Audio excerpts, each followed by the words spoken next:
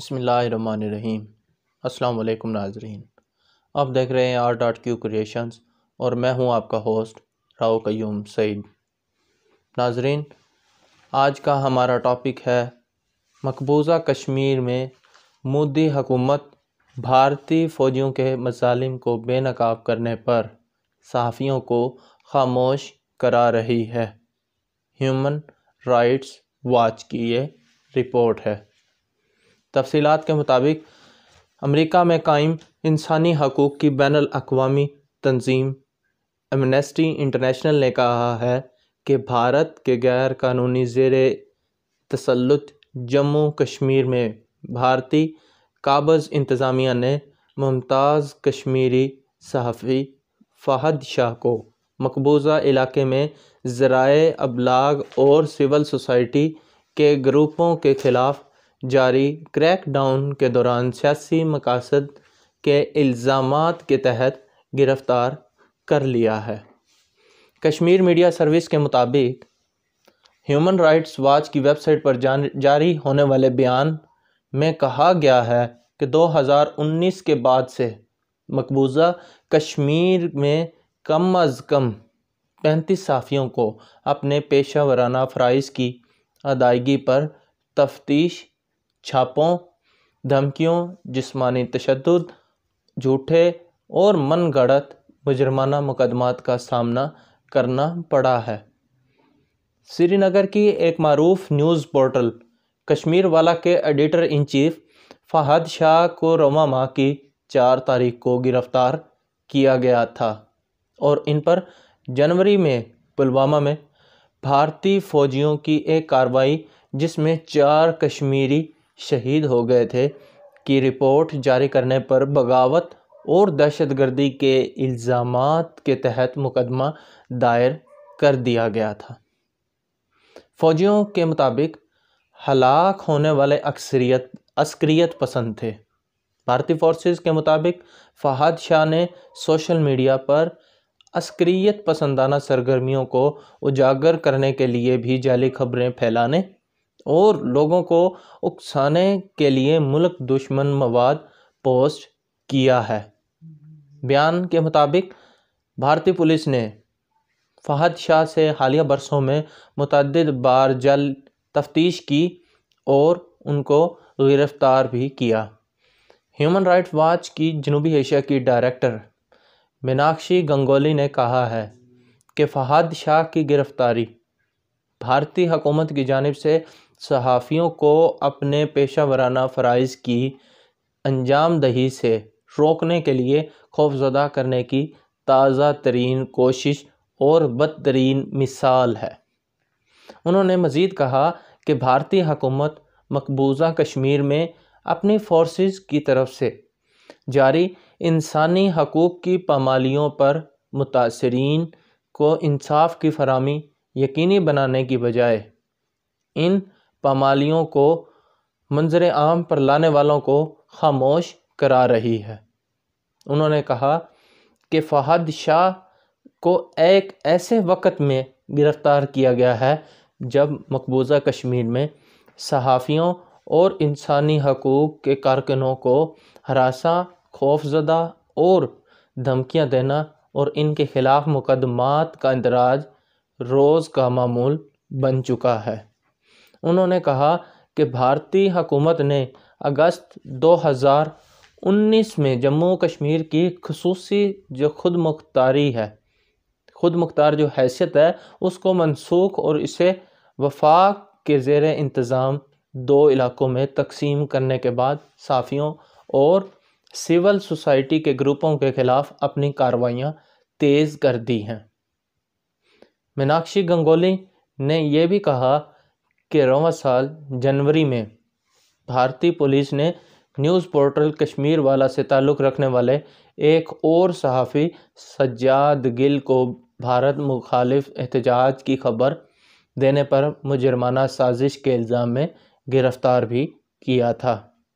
ضمانت پر رہائی کے عدالتی احکامات کے بعد سجاد گل کو مسلسل نظر بند رکھنے کے لیے قابض انتظامیہ نے ان پر کالا قانون پبلک سیفٹی ایکٹ لاگو کر دیا تھا۔ کشمیری صحافی آصف سلطان اگست 2018 سے دہشت گردی کے جھوٹے الزامات میں جیل میں مسلسل قید ہیں۔ گزشتہ سال اکتوبر میں ایک فوٹو جرنلسٹ منان ڈار کو بھی غیر قانونی سرگرمیوں کی روک تھام کے کالے قانون کے تحت گرفتار کر لیا گیا تھا۔ نومبر میں انسانی حقوق کے ممتاز کشمیری کارکن خرم پرویز کو بھی غیر قانونی سرگرمیوں کی روک تھام کے کالے قانون کے تحت گرفتار کر لیا گیا تھا۔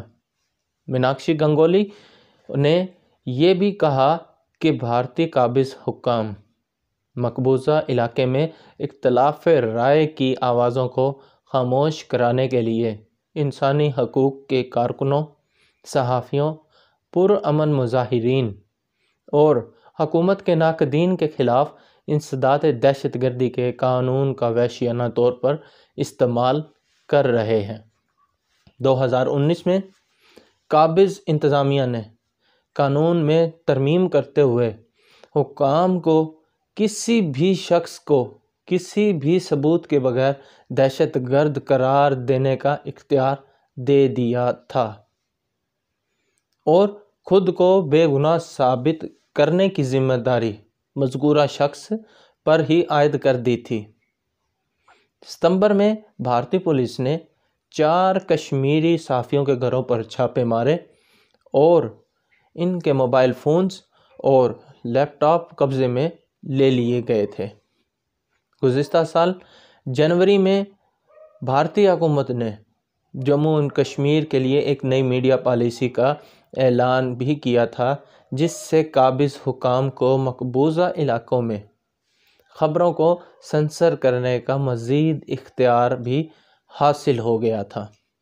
2019 کے بعد سے مقبوضہ علاقے میں کشمیری صحافیوں کو ان کی پیشہ ورانہ فرائض کی ادائیگی اور سوشل میڈیا پر جاری پوسٹوں پر پوچھ گچھ کے لیے باقاعدگی سے پولیس اسٹیشن میں طلب کیا جاتا رہا ہے اور ان کی طرف سے قابض حکام پر تنقید کے نتیجے میں انہیں سنگین نتائج کا سامنا کرنے کی دھمکیاں بھی دی جاتی رہی ہیں اور جاتی ہیں بھی۔ مقبوضہ علاقے میں پولیس بھارتی روزنامے دی ہندو کے نامہ نگار پیرزادہ عاشق، اکنامک ٹائمز کے نامہ نگار حکیم عرفان، انڈین ایکسپریس کے بشارت مسعود اور آؤٹ لک کے نمائندے نصیر گنائی کو طلب کر کے پوچھ گچھ کر چکی ہے۔ اپریل 2020 میں پولیس نے پیرزادہ عاشق، گوہر گیلانی اور مسرت زارا فوٹو جرنلسٹ کے خلاف مجرمانہ تحقیقات شروع کی تھیں۔ جولائی 2020 میں قابض حکام نے کشمیری صحافی قاضی شبلی سے تفتیش کی اور اسے حراست میں بھی لے لیا۔ نیوز ویب سائٹ آرٹیکل 14 کے مطابق حالیہ مہینوں میں بھارتی حکام نے بڑے ملکی اور بین الاقوامی میڈیا گروپوں سے وابستہ صحافیوں اور فری لانسرز پر پابندیوں میں سختی عائد کر دی ہے۔ بھارتی حکومت نے 22 صحافیوں سمیت 40 سے زائد افراد کو بیرون ملک جانے سے روکنے کے لیے امیگریشن حکام کو دی جانے والی فہرست میں شامل بھی کر دیا ہے۔ 2019 میں بھارتی حکومت نے گوہر گیلانی اور انسانی حقوق کے کارکن بلال بٹ کو بیرون ملک جانے سے بھی روک دیا تھا۔ اکتوبر 2020 میں قابض انتظامیہ نے کشمیر ٹائمز کی ایگزیکٹو ایڈیٹر انورادھا بھیسن کو انتقامی کارروائی کا نشانہ بناتے ہوئے سری نگر میں اخبار کے دفتر میں سیل کر دیا گیا۔ بھیسن نے سپریم کورٹ میں مقبوضہ علاقے میں بھارتی حکومت کی طرف سے ٹیلی مواصلات کی بندش کے خلاف درخواست دائر کی تھی۔ فاحد شاہ کی گرفتاری پر مقبوضہ کشمیر میں کئی صحافتی تنظیموں بشمول ایڈیٹرز گلڈ آف انڈیا اور اپوزیشن کے سیاستدانوں نے بھارتی قابض انتظامیہ کو کڑی تنقید کا نشانہ بنایا تھا۔ صحافیوں کے حقوق کے تحفظ کی بین الاقوامی تنظیم کمیٹی ٹو پروٹیکٹ جرنلسٹ نے بھی فاحد شاہ کی رہائی کا مطالبہ کیا تھا۔ ہیومن رائٹس واچ کی ڈائریکٹر میناکشی گنگولی نے بھارتی قابض انتظامیہ سے فوری طور پر فاحد شاہ اور سیاسی مقدمات میں گرفتار کیے گئے تمام دیگر صحافیوں، کارکنوں اور نقادوں کو رہا کرنے اور کالے قوانین سے انہیں ہراساں کرنے کا سلسلہ ترک کرنے کا مطالبہ بھی کیا ہے۔ انہوں نے کہا ہے کہ جب بھی حکومت صحافیوں اور کارکنوں کو خاموش کرانے کے لیے آمرانہ ہتھ کنڈے استعمال کرتی ہے تو اس سے ظاہر ہوتا ہے کہ وہ کچھ نہ کچھ ضرور چھپا رہی ہے۔